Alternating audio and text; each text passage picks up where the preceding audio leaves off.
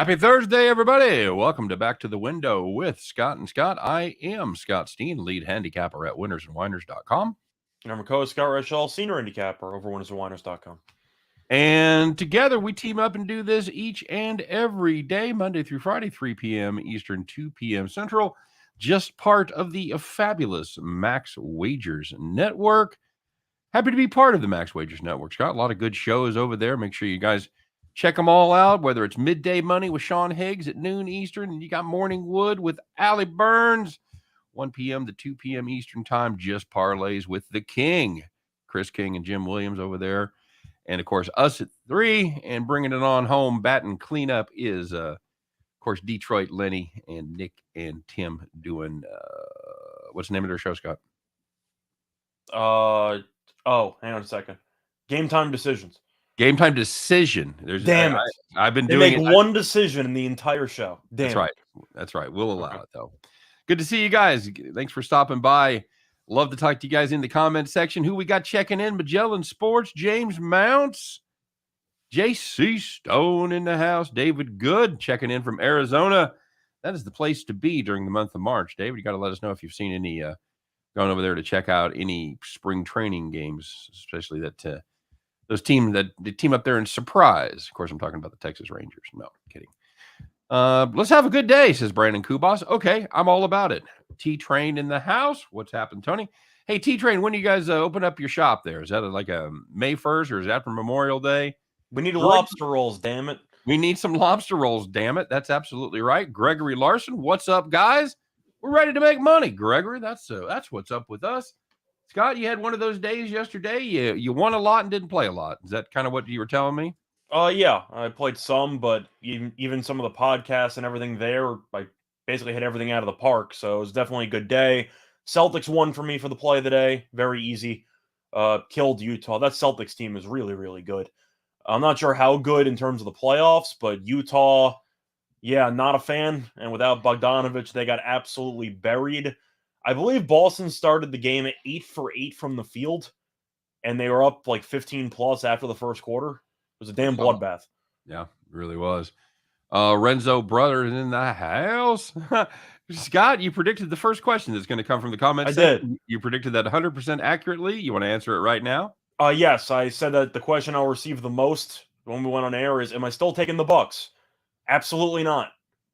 No, I gave out the play, and then Giannis got ruled out an hour later. So it's one of those spots where I could have made a video or I could have posted something on Twitter saying my play is voided. No, I'm not going to do that. Whatever. I basically got a loss before the game even took place.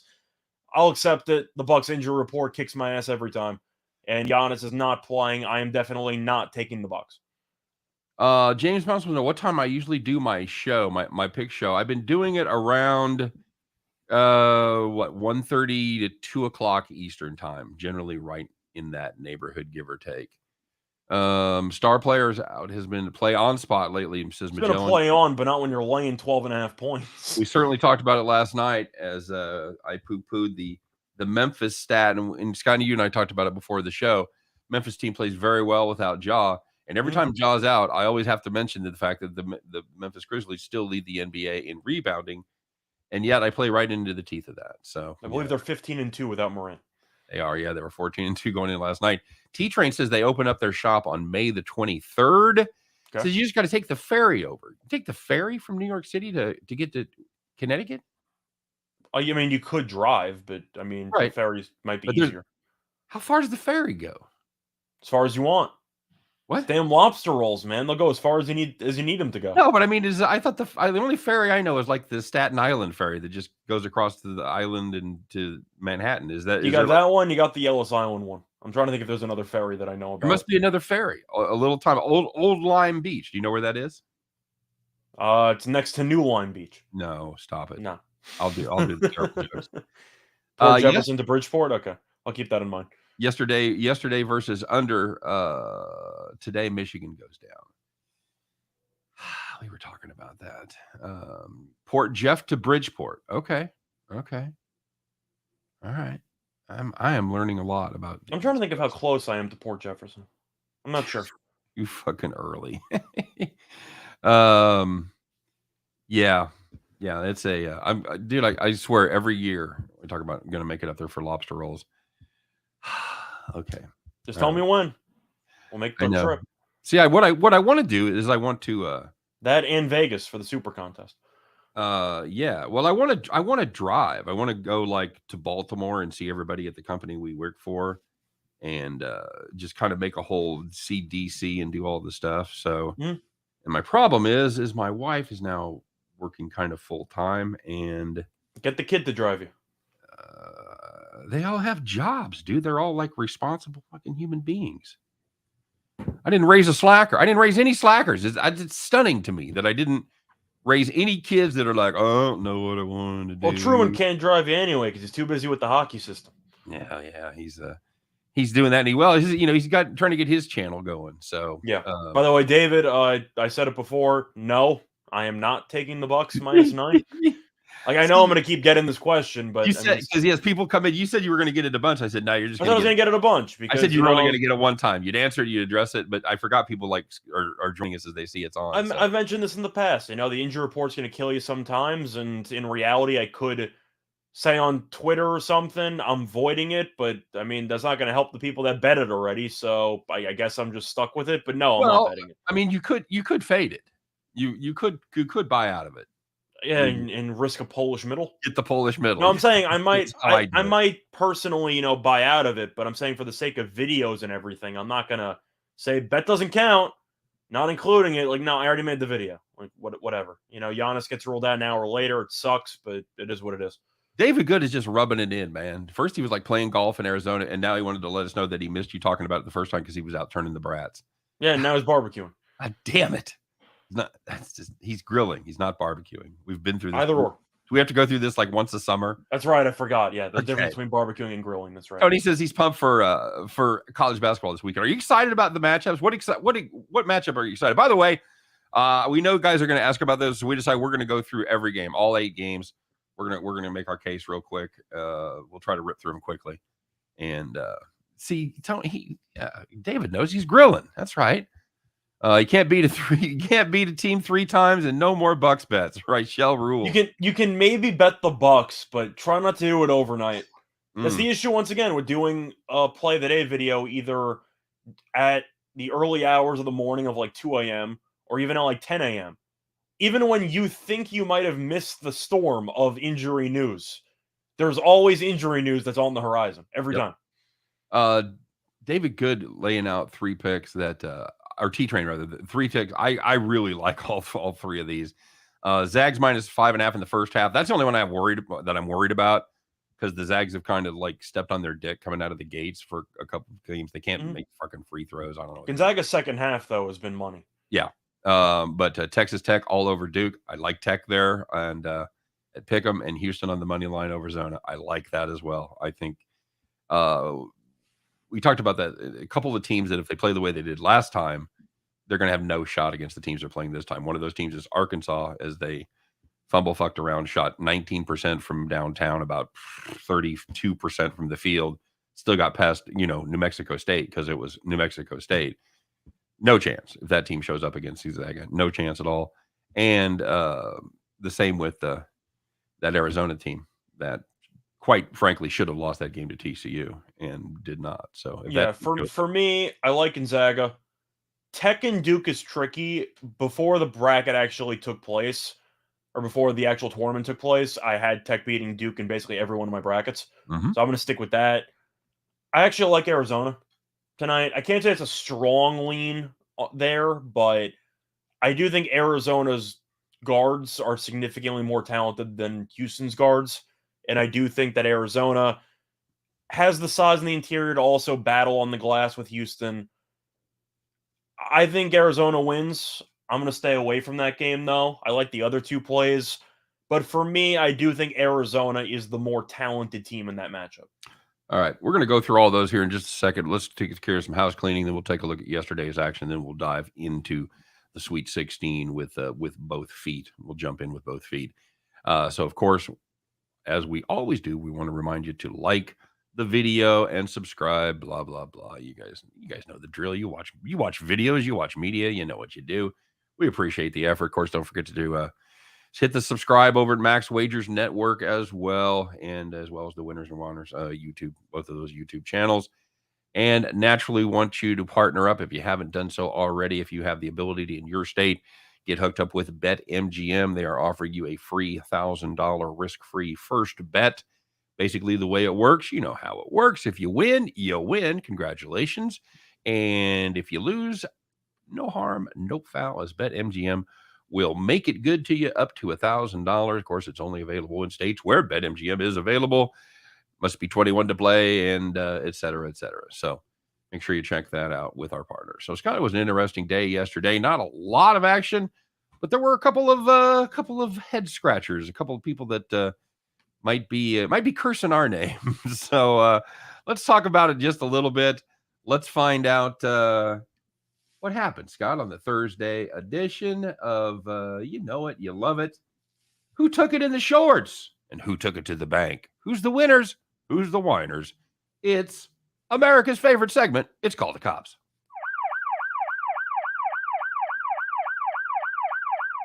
I still think it's hilarious that nobody wanted to turn it into the last second victories. Yeah, I immediately was like, no, people want to focus on the misery. Nobody wants Feel Good Friday or any of that shit. They're like, fuck you, I got beat. So, all right, Skeets, let's get started here in the NCAA, a game that we had talked about.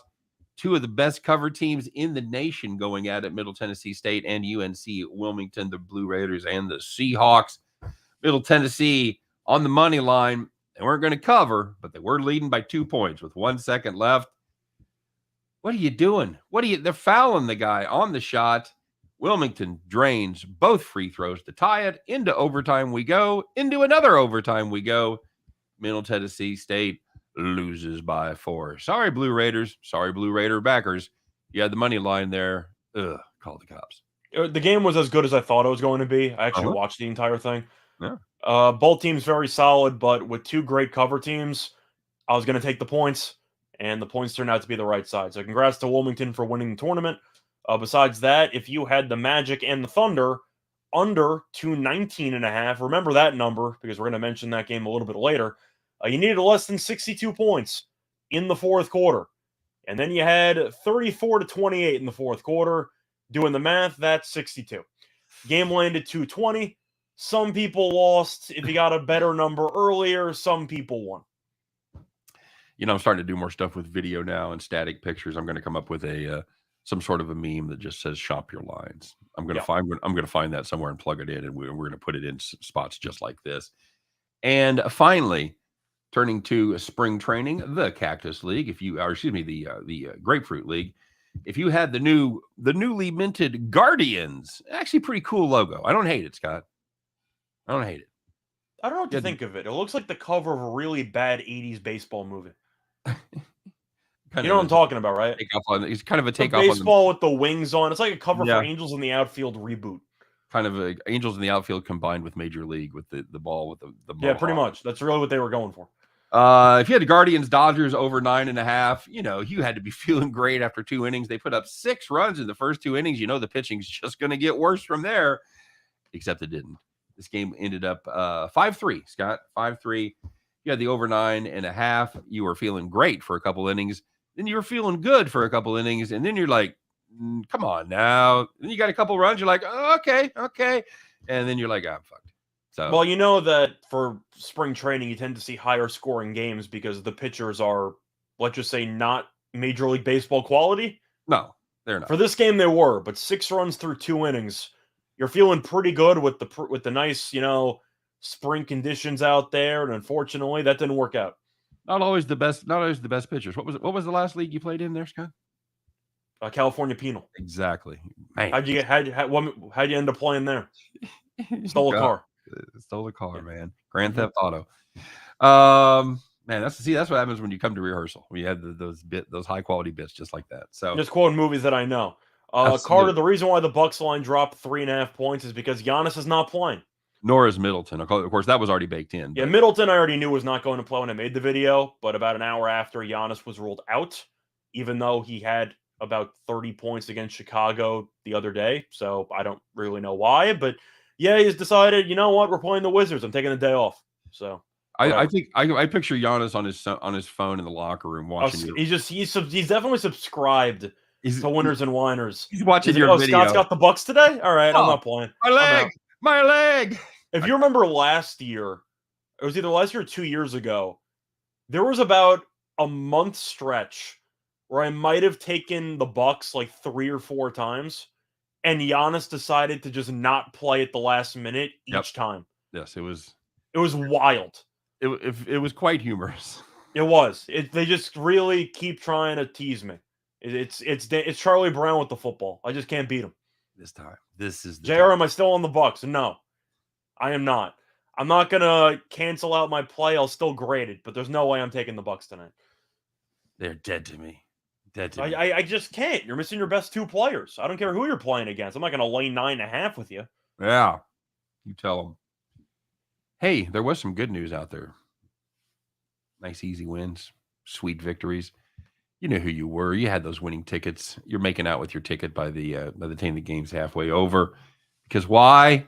You're a weirdo. No, you were sitting in the rocking chair, baby. That's where you were. All about that rocking chair. So the first one, if you had the Spurs minus 9.5 against the Trailblazers, they weren't the Pistons because they took care of business. They led by 28 at the half, and they won by 37. That's pretty good.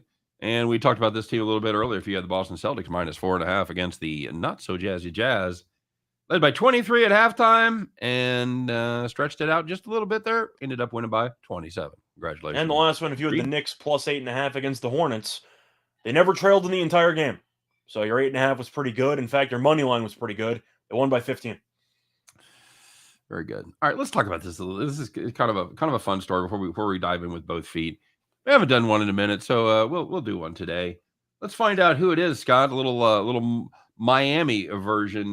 Be careful. You go to steakhouse down there in Miami. Y'all just go to Joe's Stone Crab. Just fuck it. Don't even jack with the steaks, because things might happen, Scott. Let's find out what exactly happened on today's edition of Donkey of the Day.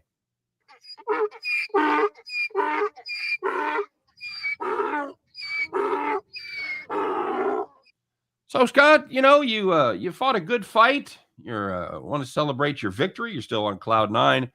You're with your buddy Jake Paul down there having one of those high-priced Wagyu steaks in the steak case or whatever the hell they call it. Comes in a jewel-encrusted case, 55-ounce steak, $1,000, Scott. Nice little piece of meat for you. And all of a sudden, what happened? Well, you're having a nice meal, and you finish the meal. You're walking out of the restaurant, and somebody in a hoodie and a mask walks up to you and sucker punches you in the side of the face. Apparently injured his eye, chipped his tooth, and then the guy ran away.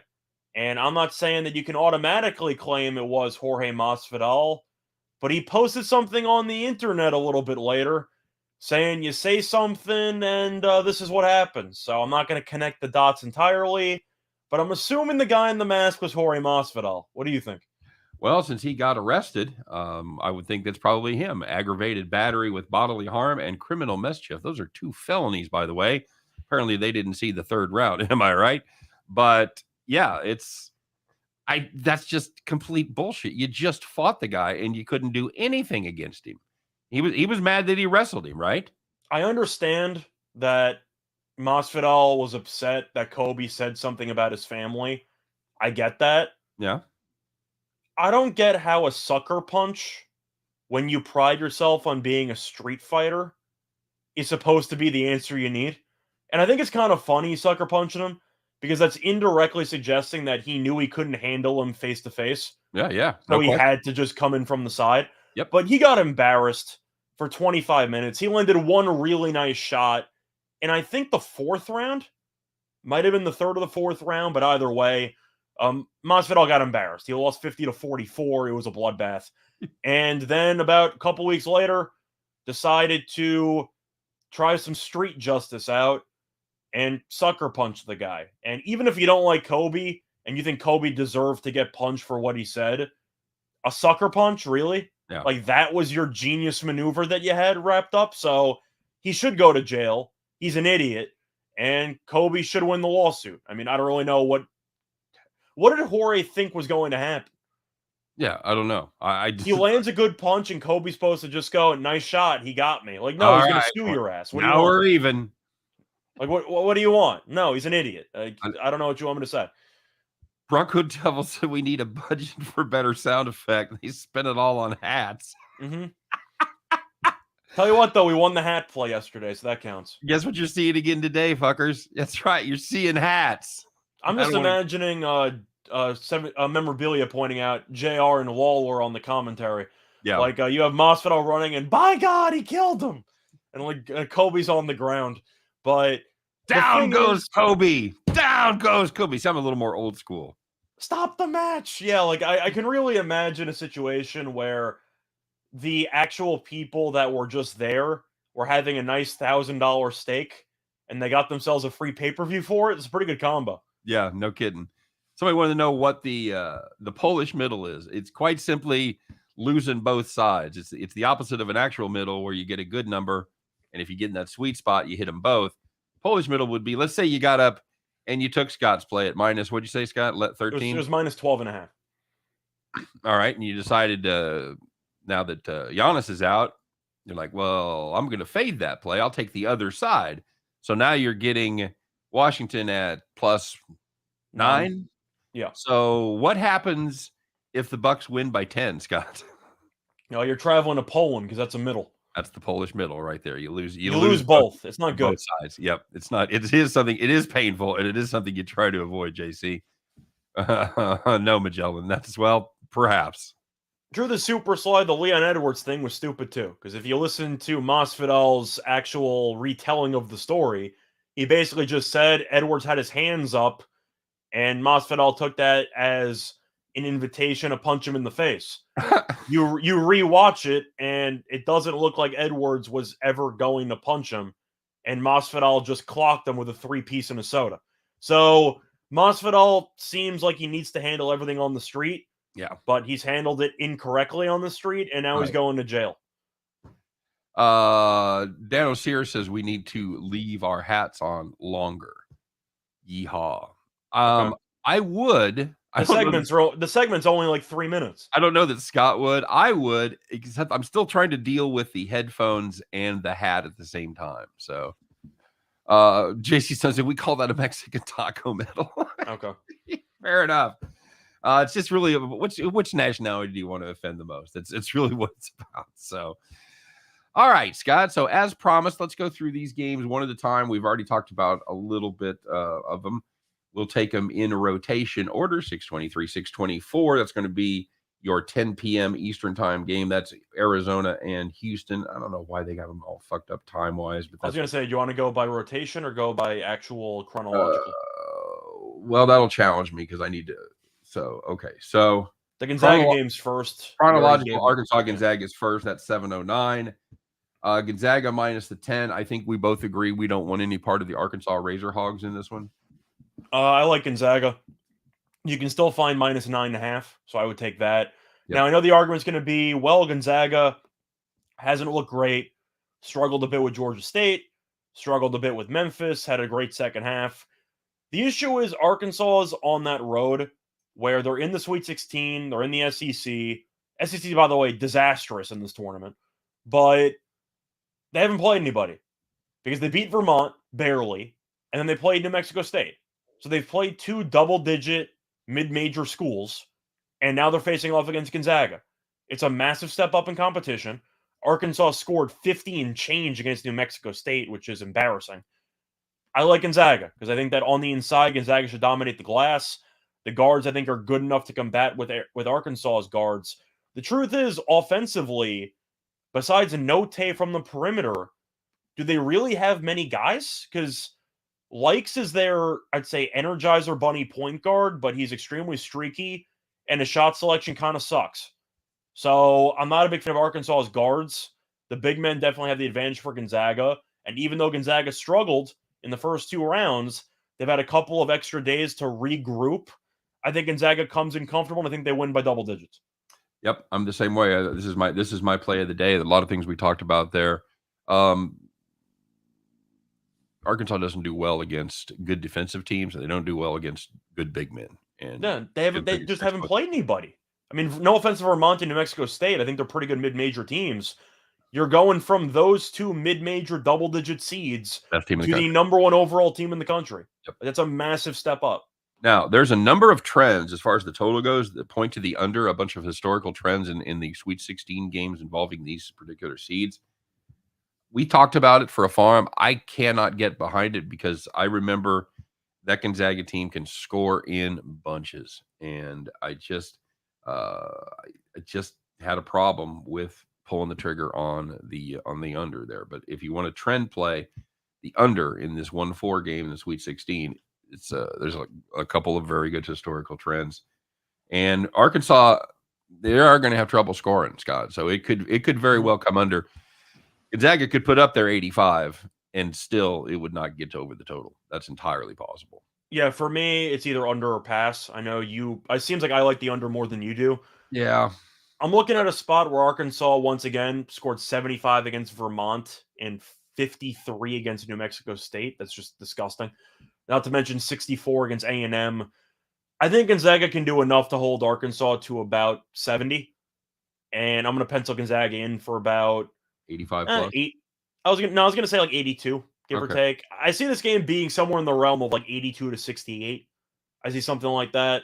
But if Arkansas doesn't get to 70, I really would not be that surprised because offensively, they're extremely inconsistent. And even Gonzaga, they've been good offensively.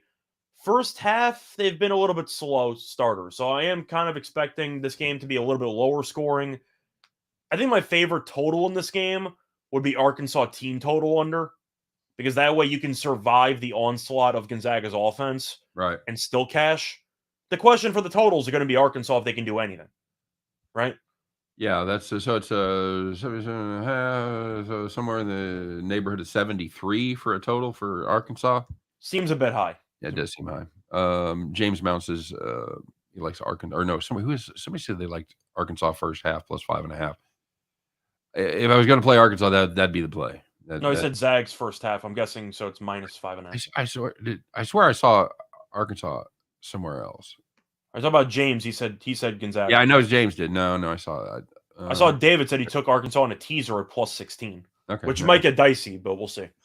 Yeah, I think should be safe. He said optimistically. Well, I do think that T-Train kind of hit it on the head here. He said both Gonzaga and Arkansas play with pace, but if Arkansas tries to run with Gonzaga, it's going to be a bloodbath. I just straight up agree. If you go up-tempo with an up-tempo expert team, you're going to get your ass kicked. That's just how it's going to go. You can't do it. All right, Scott, next on the list as far as chronologically goes is Michigan and Villanova. Michigan probably the second most surprising team in the Sweet 16, Scott? It depends on your definition of surprising, because every year when you get the team that I was going to say every year you get a team that doesn't deserve to get in, suddenly you look up at the second weekend and they're there. I guess I can't say it's fully shocking because I had Michigan beating Colorado State. Right. So the question was Tennessee. And they had a nice come from behind win there. I think the most surprising is obviously St. Peter's. I mean, duh. I mean, that's obvious. That's why I said second most. I think the second most would be Iowa State. Okay. For me, just because of how awful they looked in 2 of their last 3 regular season games, or even just leading up to the tournament offensively. They scored 36 against Oklahoma State. They scored 41 against Texas Tech. They beat LSU. They beat Wisconsin in Milwaukee. I would personally say that I'm more surprised about Iowa State than Michigan, because Michigan was preseason top 10. Okay. Yeah, you're right. They pretty much sucked from that point on. Correct, but I said before the tournament, Michigan at 140 to 1 to win the title. I didn't mind the value if you thought they might be able to rekindle something.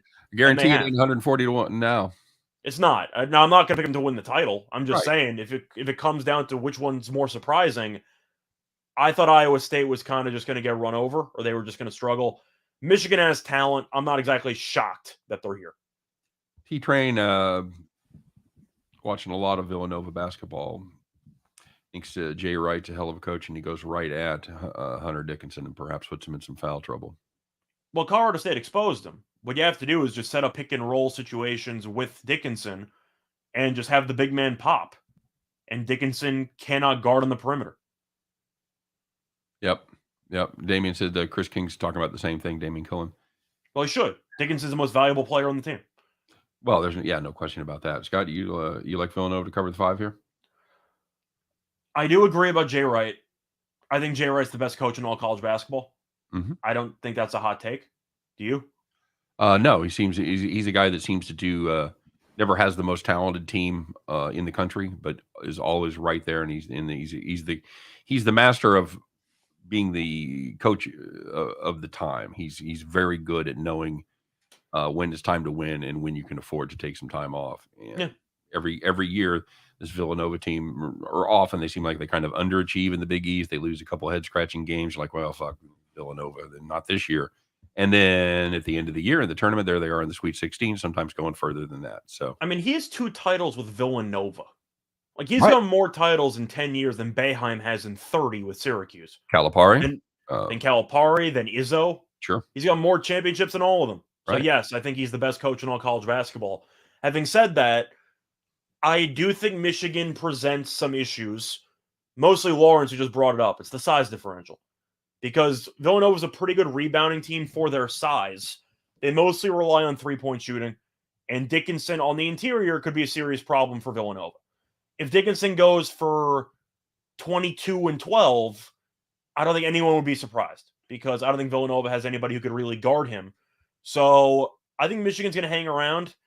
It might be like an Ohio State game where it's a one-possession game in the second half, and then Villanova closes the game on a serious run and they cover. But for me, I'm going to hold my nose and take Michigan. I think they're going to hang around. Yeah, I'm the same way. Sometimes there's just, for lack of a better term, there's just kind of teams of destiny, and I think this could be that year for Michigan. I think the journey probably ends after this one. You're going to be able to tell early on because Villanova, sorry to interrupt, the main reason why I wasn't sold on them to actually make a seriously deep run, they just rely so heavily on the three-point shot. Mm-hmm. Michigan if they go even three-point defense. Yeah, Michigan's three-point defense pretty good. If Villanova even goes slightly cold from the three-point line, they don't really have a backup plan. That's really their plan A, B, and C. So if Michigan can do a good job contesting threes, which was a serious issue against Colorado State, I'll admit that.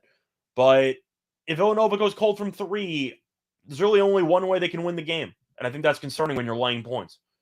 Somebody asking about, by the way, what's up, BN Trabajo? Good to see you, man. Somebody asking about who has the better guards. I don't think there's any question Villanova has the better guards, but it's tough to beat Gillespie, senior leadership, everything like that. But I do like Collins from Michigan. They might have found the diamond in the rough there. Absolutely. What up, Timmy? Tim Earl in the house. Don't forget to check out Tim and the gang doing their show at 5 p.m. Eastern time. What is it, Scott? I'm sorry, game time decision. There you go. That kid's a fast one. They make one decision.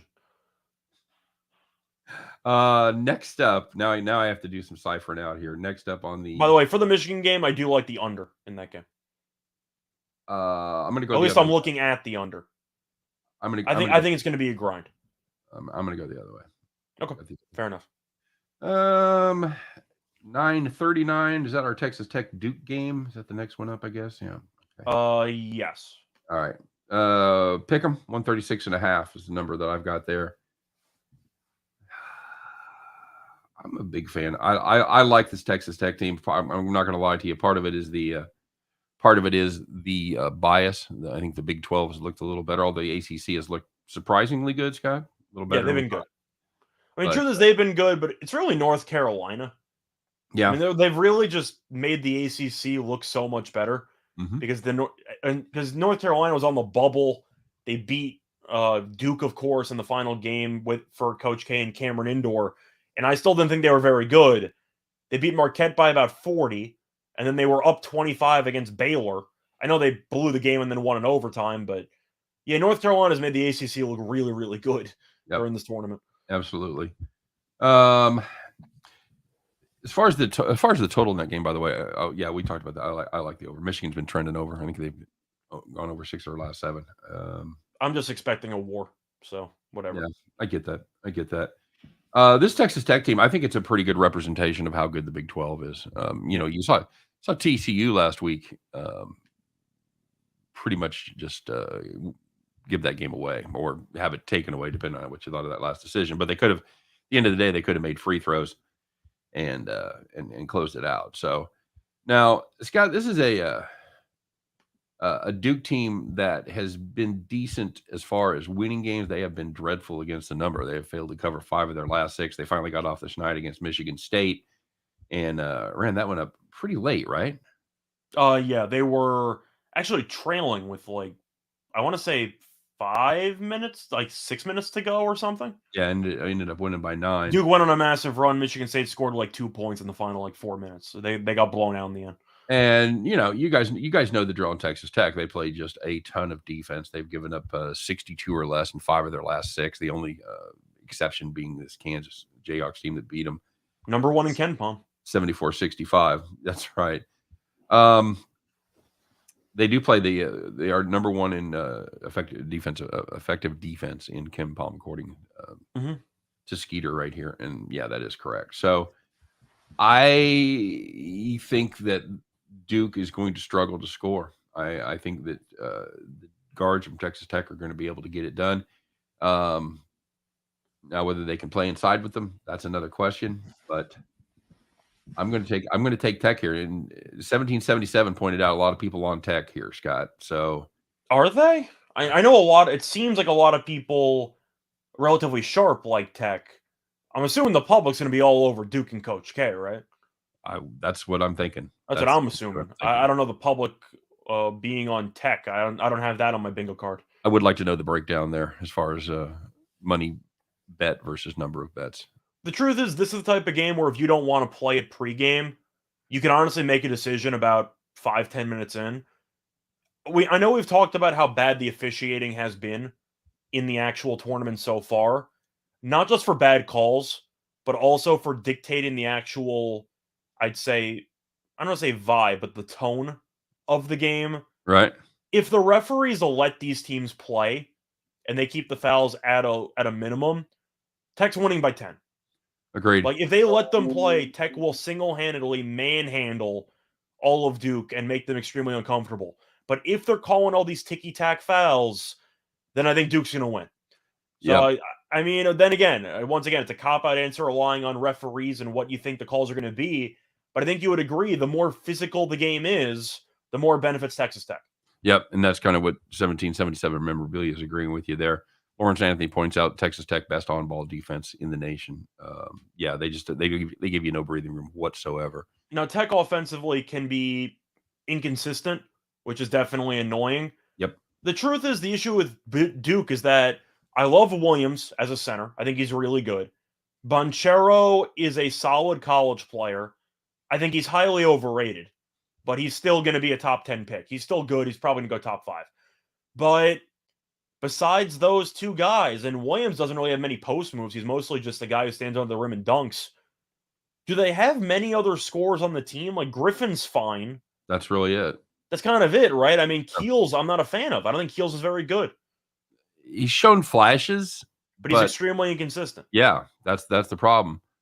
And Moore's okay, I guess, but I think Tech's going to make it physical. I'm going to take the Red Raiders. Yeah, it is going to have a lot to do with how the fucking refs call it, and you're right. That is a cop out. It sounds like shit, but refs can make just so much of a difference, man. That's how Tech came back against Notre Dame. I mean, right. Notre Dame fouled them a lot, and the truth is, when Tech was guarding for the last couple of minutes, they put the clamps down. The refs didn't call anything. Tech swarmed. Ryan, we talked about that. Scott had that as his actual play of the day, and he is backed away from it as far as the Bucks to cover 12.5. Scott, are you bold enough to take the Wizards plus 10, or are you just backing out of that? I like the Bucks team total under 119.5. Okay. If you want to dare Drew Holiday and company to score 120 plus, good luck to him. But I'm going with the team total under. I'd like to see what Drew Holiday's number is. Okay, that's fair. I'd be curious to play the over there. As far as the total in this game, Brad Evans is asking about it, and we'll. Is it turned into a slugfest, Scott? I mean, this is a Duke team that's been putting some points on the board. The only team they really struggled against was Virginia Tech. Virginia Tech can play a little defense on occasion, and that just wasn't a good game for Duke at all. Virginia Tech also was money from 3, so that also helped. Yeah, they were making it rain in that game. Yeah, they put up 82. So does it just come into it? I think the under's got to be the lean here, right? They're just going to have to take up too much time out of the shot clock to find an open shot with this Texas Tech defense. I think it's correlated for me. If Duke's going to win, I like the over. Yep. Because I think that Duke has to win a somewhat high-scoring game. I've seen them defensively this season. It's not great. Duke, they have moments, but overall it's not amazing. Tech's offense can struggle at times, but if they're going to win the game, they're going to hold Duke to probably, like 62? Something like that, maybe 65. Yep. So if you like Tech, I'd recommend parlaying it with the under in a correlated situation. But once again, the thing is, memorabilia, I know that you think Banchero is pretty good. He's talented. I just think he's a bit of a ball hog. I do not think he makes his teammates around him better. Jason, he seems like he's a complete isolation scorer. Do you so have any far, thoughts on Banchero? I think he's a work in progress.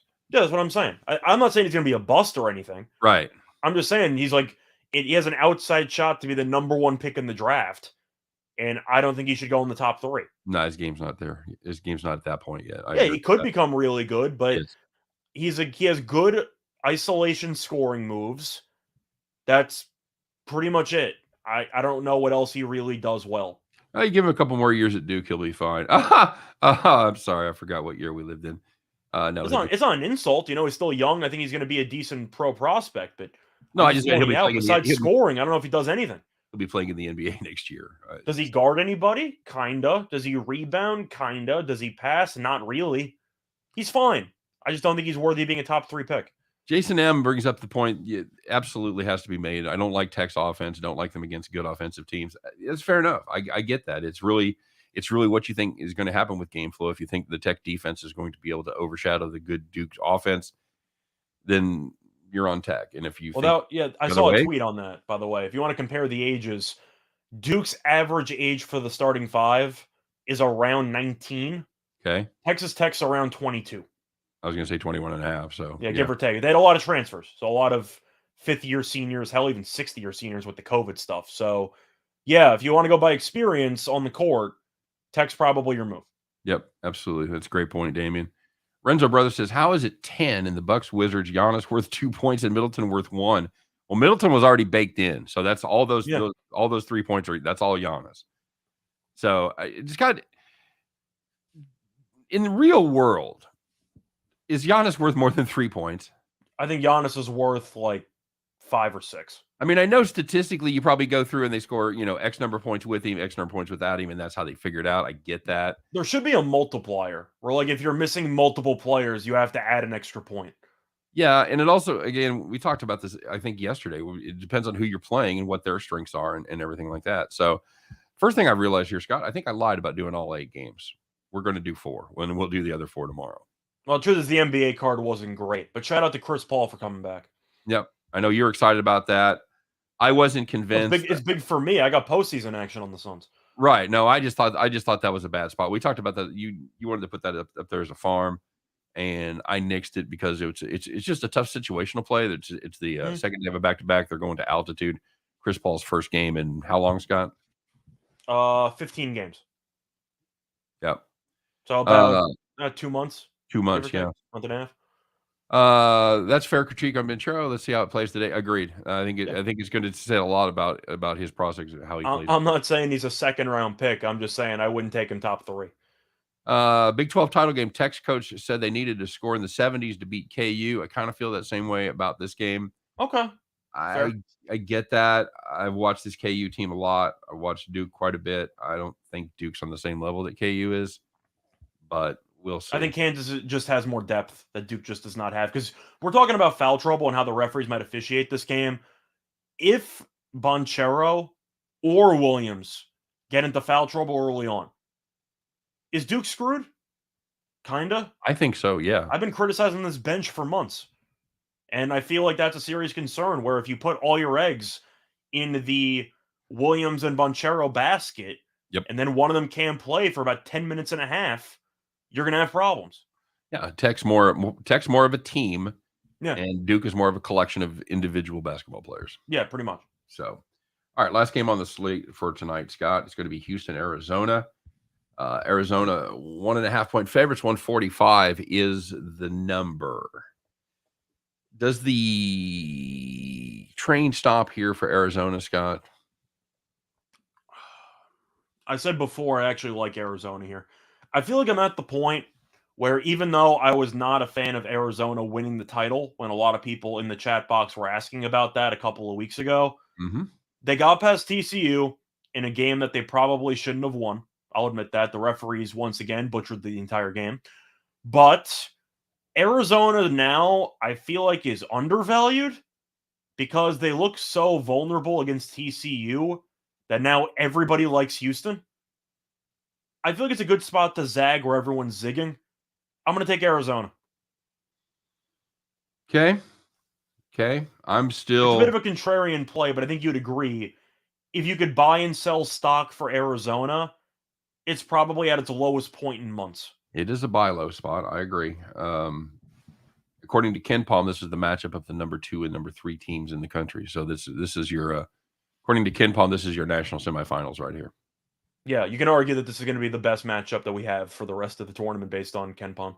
It's really, who do you believe? Do you believe the polls or do you believe Ken Palm? If you believe Ken Palm, you take the Cougars here tonight and grab those points. If you believe the polls, you take Arizona and you're happy with only having to lay less than 2. So, it'll be close, but when in doubt in a close game, I'll take the best player on the floor, and that's easily Mathurin. I think Mathurin is a top 3 player in the draft. I think he's actually that good, and I think he's going to be really good in the pros. I think he's a hell of a player. All right. I've got the other side. I've got Houston. I like their strength inside. I like the fact that they're a well-balanced team. Can they shoot? They're number 10 in offensive efficiency. So well, I'm saying from the outside, are they a great 3-point shooting team? No, they don't have to be. They don't have to be. I think they can pound the ball inside against this Arizona team. I think they have to be able to guard the perimeter. I think that's going to be far more important than their ability to shoot from outside. So. That was one thing I didn't really understand in the Arizona TCU game, though. You have 2 7-footers in the game for Arizona at basically all times. Right. And yet for about an 8-minute stretch there in the second half, TCU just manhandled them on the glass, and I'm really not sure what happened. I don't understand why you have those guys and you can't get more rebounds. They did in overtime. In overtime, they did a better job, and they had the huge and one layup there by Mathurin. But 3 offensive rebounds.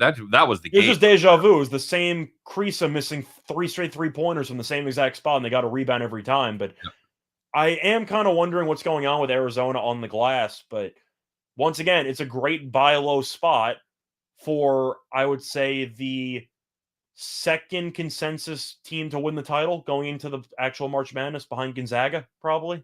Yeah. So I don't mind it for a buy low spot in Arizona. All right. I agree, James. Bronco Devil says, oh, because I forgot, I didn't acknowledge your, sorry, buddy. I didn't acknowledge your parlay last time. He has the Zags and Nova and Houston plus the 3. Okay. Okay. I probably like that more than you do. Although, again, you're. I think I might just watch games today. I do like Gonzaga, but I might just enjoy that Arizona game. I'm just going to be glued. Like I don't even know if I need the action. I'm just going to have a hell of a time watching the game. Yeah, there's going to be some good games for sure. I think that Zags game will be decent for at least for a while. I'm curious to see what they do. All right, total on this game, Scott. Oh, this is really tough because Houston's so great at both sides of the ball. Arizona is an offensive machine. I think I'm going over just because Arizona offensively, I do think could push the pace, and I think you could see a high-scoring game here. I don't think Arizona's defense is great by any means. It's fine according to efficiency, but they go up tempo, which definitely helps. I think I'm looking at the over. You? It's a tough one for me. It's very tough. I think that the 145 is a very sharp number. Yeah, it feels that way. This is a Houston team that's really been getting it done. That's an impressive performance. Giving up 53 to Illinois is impressive. Also giving up 68 to UAB. UAB can flat out shoot. Mm-hmm. So that's a decent performance. And then 53 to Memphis. They've been great defensively. I'll lean the other way. I'll lean the other way. I think it's correlated here too. I think if you like the under, I'll go even like a reverse correlation. I think if you like the under, it's probably a Houston game. If you like the over, I think that gives Arizona a much better chance. Yeah, sounds about right. Suns are now a pick 'em. There you go, Scott. A lot of people thinking like you. Moo, moo. It's herd mentality. Get on it. Get on it. All right. So, man, yeah, we'll do the other 4 tomorrow. We'll do the Friday games tomorrow. You ready, buddy? Yep. All right. Here we go. It is time, everybody. It's Thursday. You know the drill. Hopefully, I hope everybody went out and bought their own hats. Hope everybody got their own hats. That'd be great. Don't forget to check out our contest too, guys. It's all in the show notes. I can't believe I did all the plugs and I forgot to talk about our contest. This is the coolest part. I got to get in by I think tomorrow is the last tomorrow night because the questions will come out tomorrow night. 15 questions.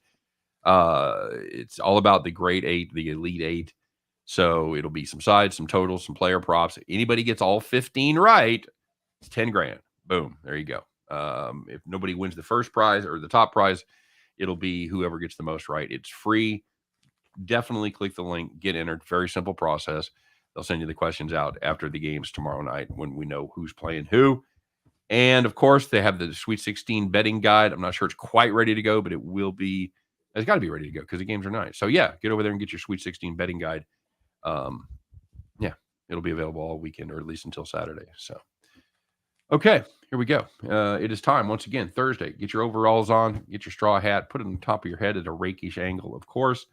Climb aboard your John Deere, get out those lucky rabbit's foot keys because, ladies and gentlemen, you know it, you love it. It is time once again to bet the farm.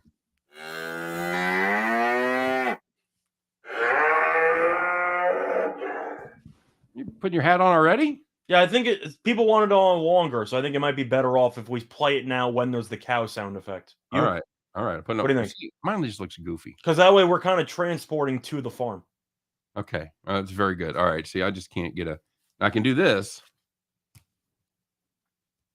Yeah. See, then I can't hear you. Okay. So that's my problem. All right. You know what? I'll do this. I'll do it radio style. Yeah. So from now on, we'll put it on right when the cow's about to go off for the actual sound effect. Good enough. Okay. All right. Very good. Scott, how we end up doing yesterday? So we mentioned it on Call the Cops. If you had the under 219.5 in the Thunder Magic game, we had 221.5, and the game landed at 220. So a nice winner for us. So sorry, but cue the banjos.